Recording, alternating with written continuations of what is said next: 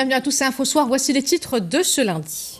Si aucun cas de décès n'a été enregistré ces dernières 24 heures et 257 nouvelles guérisons ont été déclarées, le nombre de personnes testées positives au Covid-19 est en hausse. 218 nouveaux cas d'infection ont été recensés depuis hier.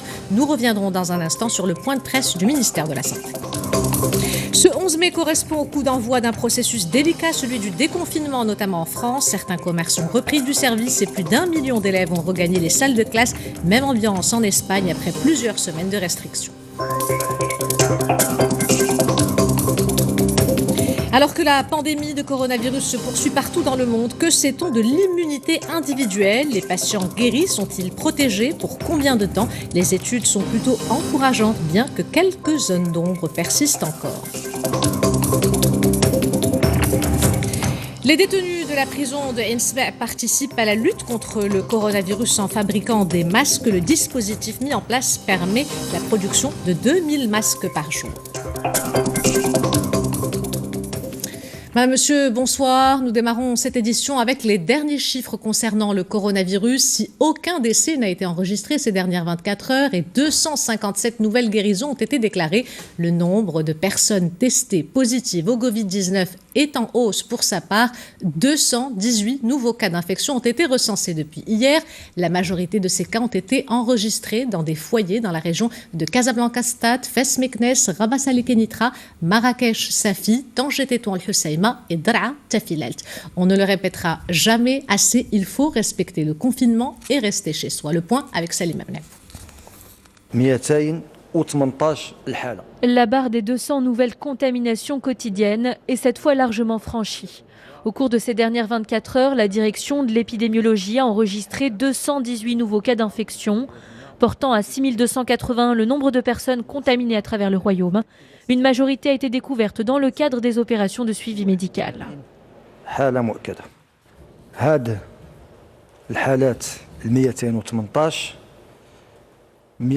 Parmi ces 218 nouveaux cas, 196 ont été découverts grâce au suivi médical des personnes contacts, soit un taux de 90%. Depuis le début de l'épidémie, la recherche épidémiologique parmi ces sujets contacts a concerné 36 711 personnes. Par miracle, aucune personne n'est décédée aujourd'hui. Quant aux rémissions, au cours de ces dernières 24 heures, 257 personnes ont gagné la bataille contre le Covid-19. Les régions les plus touchées sont toujours les mêmes. Depuis le début de l'épidémie, Casablanca enregistre le plus grand nombre de cas et concentre 27% des personnes contaminées. Suivi de Marrakech-Safi. Dans des proportions moindres, Tanger-Tétouan-el-Husseima, Fès-Meknès enregistre approximativement le même nombre de cas, suivi de Rabat-Salé-Kenitra et de Draa-Tafilalt, également dans les mêmes proportions. Près de 63 000 cas suspects ont été écartés après avoir subi un test négatif en laboratoire depuis le début de l'épidémie. La recherche épidémiologique se poursuit. 9 400 personnes sont actuellement soumises à une observation médicale. Et parmi ces nouveaux cas recensés, 3 ont été enregistrés à Essaouira, ce qui porte le bilan total dans cette province à 5 cas confirmés, des patients pris en charge à l'hôpital provincial où un pôle est entièrement dédié aux patients Covid. Dans cette unité spéciale, un comité médical a été mis en place. Reportage Younes Sebah, le récit est de Jaziel Hamed. Au centre hospitalier provincial Sidi Mohamed Ben Abdallah d'Essaouira, toute la logistique a été repensée pour accueillir de potentiels cas de Covid-19. Dès son arrivée, le patient est soumis à une prise de température avant d'autres examens qui permettront aux médecins de décider de l'hospitaliser ou pas dans cette unité destinée aux cas confirmés. Depuis le 24 mars, un comité médical s'est formé. Il est composé de 3 médecins militaires, 6 infirmiers, des cadres des services sociaux des forces armées royales, ainsi que les forces auxiliaires et une commission administrative. Le comité travaille en collaboration avec les équipes médicales de la délégation provinciale de la santé d'Essaouira pour lutter contre le Covid-19. La délégation provinciale de la santé et l'hôpital l'hôpital ont mis en place un pôle entièrement dédié aux patients atteints du Covid-19, composé d'une unité d'isolement munie de tout le matériel nécessaire, ainsi qu'une salle de réanimation. Le patient atteint du nouveau coronavirus est ainsi pris en charge par l'équipe médicale qui dispose des dernières technologies pour mener à bien sa mission. Plusieurs groupes se relayent ainsi pour administrer le traitement aux malades et les surveiller jour et nuit. Les médecins forment plusieurs staffs afin d'évaluer régulièrement l'état de santé des patients. Durant le traitement, plusieurs analyses sont réalisées jusqu'à la guérison totale du malade.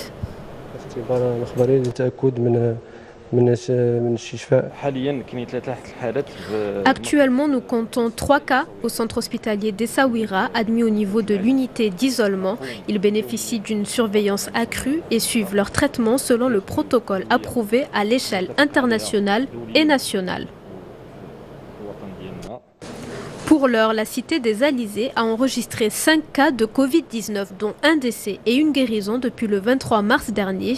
Par ailleurs, plus de 190 cas ont été exclus après les tests négatifs des analyses effectuées au laboratoire pour détecter une éventuelle contamination. Des hôpitaux qui risquent de se retrouver en surcharge si le confinement n'est pas respecté. Ces derniers jours, les mesures de l'état d'urgence sanitaire semblent moins respectées dans certaines villes et certains quartiers. Exemple à Fès, où Ala Eddine Hmini et Sarah Jabri ont tourné ce reportage. Nous sommes à Nargis, l'un des quartiers de la ville de Fès. Il est 13h30. Le marché connaît une grande affluence. Le non-respect des règles de sécurité, d'hygiène et de distanciation sociale en cette période de confinement est visible. Au tout début, les gens ont fait preuve de civisme et de responsabilité en respectant scrupuleusement les mesures de confinement.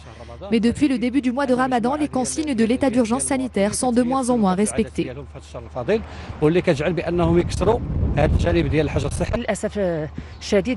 Malheureusement, de nombreuses personnes ne se rendent pas compte de la gravité de la situation. Le virus circule encore.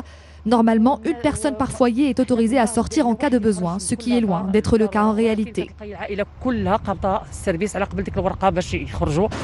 Pourtant, depuis l'instauration de l'état d'urgence sanitaire le 20 mars dernier, de nombreuses actions de sensibilisation sont menées par les autorités et les acteurs associatifs auprès des citoyens. Nous avons sensibilisé la population à l'importance du respect des règles de confinement. Les résultats étaient satisfaisants, mais aujourd'hui, nous avons l'impression que la vie a repris son cours, comme si le déconfinement avait eu lieu. Le confinement a été largement respecté à Fès jusqu'à dernièrement, où l'on constate un réel relâchement, plus particulièrement dans les quartiers populaires. Les autorités font un travail considérable. Certes, il y a des personnes qui sortent pour aller travailler, mais la majorité n'a aucune raison valable.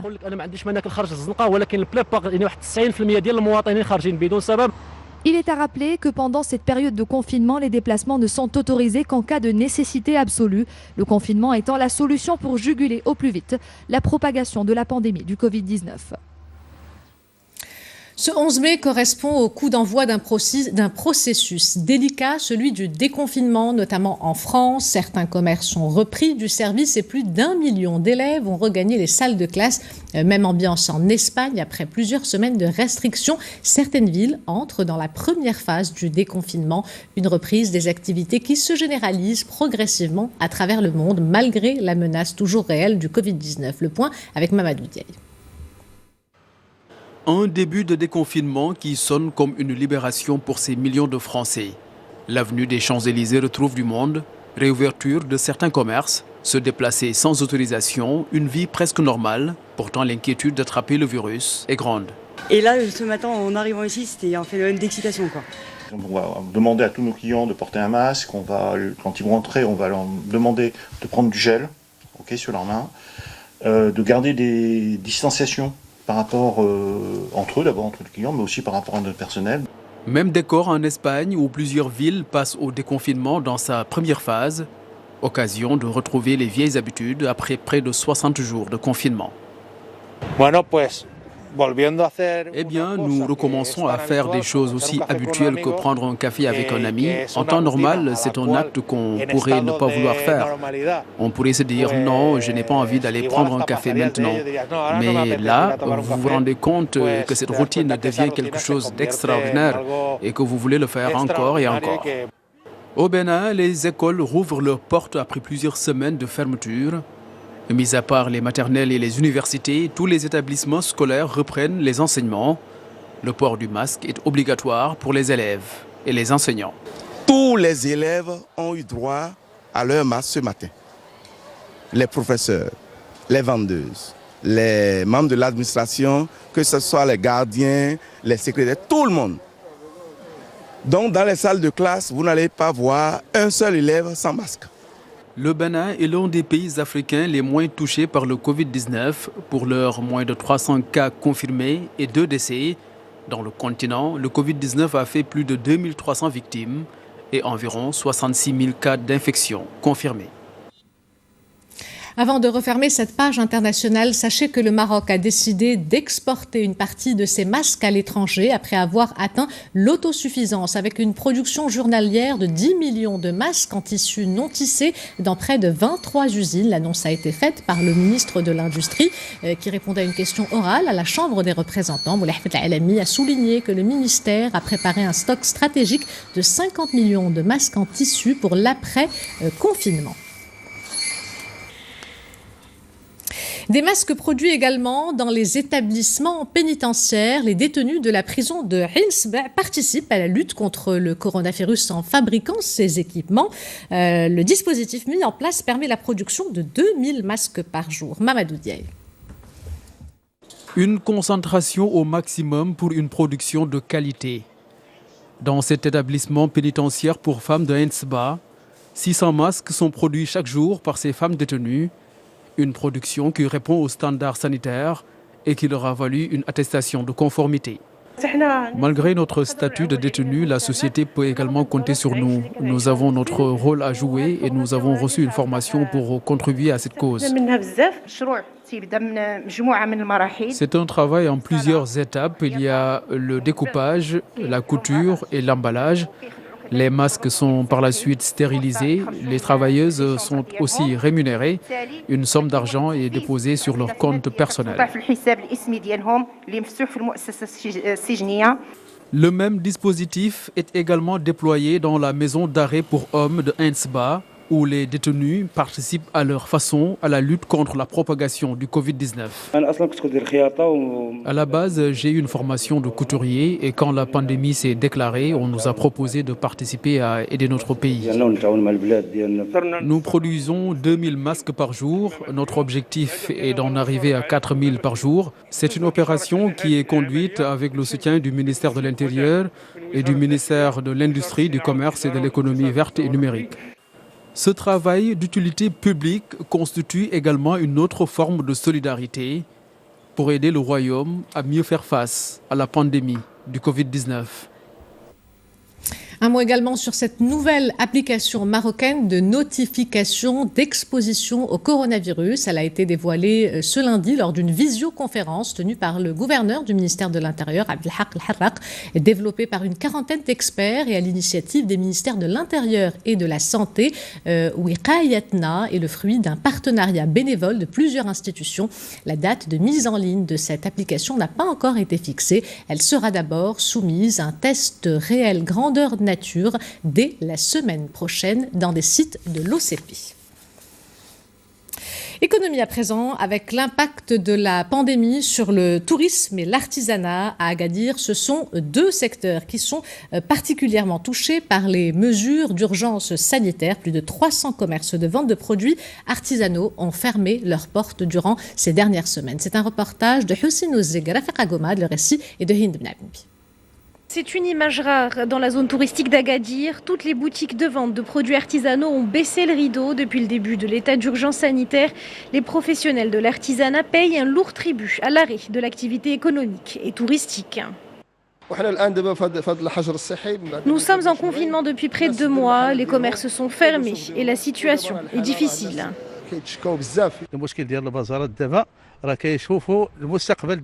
L'avenir des bazars est menacé.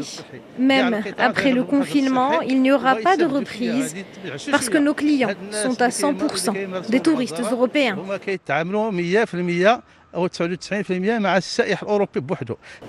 350 commerces destinés à la vente de produits artisanaux ont fermé leurs portes depuis près de 8 semaines à Agadir. Les professionnels appellent à mettre en place des mesures de soutien. Nous demandons tout d'abord une exonération des impôts pour ces commerçants, ainsi que la mise en place de prêts financiers pour les aider à dépasser cette crise. Nous avons réalisé une étude pour déterminer le nombre exact de commerces qui ont fermé. Il s'agit également d'évaluer l'efficacité des mesures déjà mises en place. Nous sommes également à l'écoute de toutes leurs propositions. La fermeture de l'espace aérien et la mise en place de l'état d'urgence sanitaire a durement frappé divers secteurs de l'économie du royaume. Mais avec l'arrivée de la saison estivale, c'est ceux du tourisme et de l'artisanat qui semblent être particulièrement en danger. Tentons maintenant de répondre à une interrogation alors que la pandémie de coronavirus se poursuit partout dans le monde. Que sait-on réellement de l'immunité individuelle? Les patients guéris sont-ils réellement protégés? Pour combien de temps? Les études sont plutôt encourageantes, bien que quelques zones d'ombre persistent encore. Reportage Maryam Amlal et Mustafa Saïdouni, le récit est de Salim Ableb. Ces patients sortis guéris de l'hôpital ont-ils développé une immunité au contact du Covid-19 ? Divers cas de ce qui semblait être une deuxième infection ont été rapportés à travers le monde, notamment en Corée du Sud le mois dernier. Depuis, les connaissances ont évolué. Une contre-étude a finalement prouvé le contraire. Une étude a été menée par une université en Corée du Sud. Elle révélait que 93 personnes guéries avaient de nouveau été contaminées. En réalité, sur la base de données récentes, il s'est avéré que ces patients expulsaient encore la charge du virus, ayant persisté. Les patients qui sortent de l'hôpital guéris développent forcément une immunité. On ne peut pas pour l'instant répondre avec précision sur sa longévité, mais elle les protège quoi qu'il en soit. Les critères de sortie des patients guéris répondent à un protocole extrêmement strict. 3 jours sans fièvre, amélioration des indicateurs cliniques doivent être constatés. 2 tests réalisés à partir d'échantillons d'ADN confirment la guérison. 2 prélèvements sont réalisés, puis étudiés. La méthode appelée PCR est employée. Les 2 tests doivent se révéler négatifs et sont réalisés minimum à 24 heures d'intervalle. Combien de temps dure l'immunité une fois les anticorps protecteurs développés? Sur ce point, les chercheurs ont besoin de plus de temps et de recul pour répondre avec précision. Seul l'avenir peut nous en dire davantage sur la quantité et la